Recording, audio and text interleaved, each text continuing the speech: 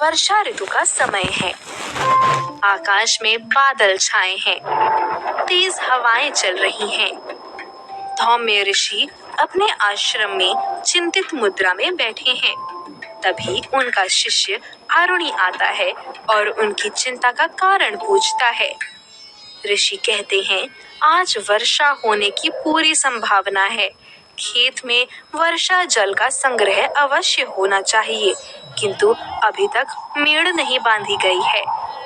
यह सुनकर आरुणि मेड़ बनाने के लिए खेत पर जाने की अनुमति मांगता है। संध्या का समय है, अंधेरा होने वाला है, इसलिए ऋषि कुछ संकोच करते हैं।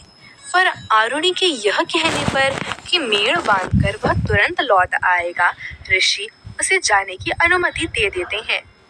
कुछ देर बाद उनका दूसरा शिष्य उपमन्यु वहां आता है। ऋषि उससे कहते हैं कि वर्षा अब होने ही वाली है। यह सुनकर उपमन्यु कहता है, गुरुदेव, आप चिंता न करें। पशुओं का चारा, सूखी लकड़ियां और अन्न, इन सब का प्रबंध हो गया है। तभी तेज वर्षा शुरू हो जाती है।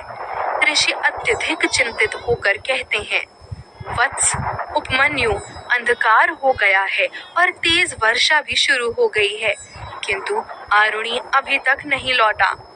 दोनों आरुणि को ढूंढने खेत की ओर निकल पड़ते हैं। खेत में अत्यधिक अंधकार और वर्षा के कारण वे ठीक से देख नहीं पाते हैं। ऋषि और उपमन्यु आरुणि को पुकारते हैं। आरुणि जवाब देता है कि वह उत्तर दिशा में है। दोनों वहां जाते हैं तो देखते हैं कि आरुणि खेत की एक मेड़ के पास लेटा हुआ है।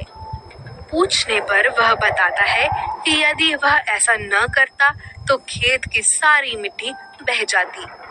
धारा का प्रवाह रोकने के लिए वह स्वयं मेड़ बनकर लेट गया। यदि मेड़ नहीं बनती तो धान नहीं होता और आश्रम में अन्न का अभाव हो जाता।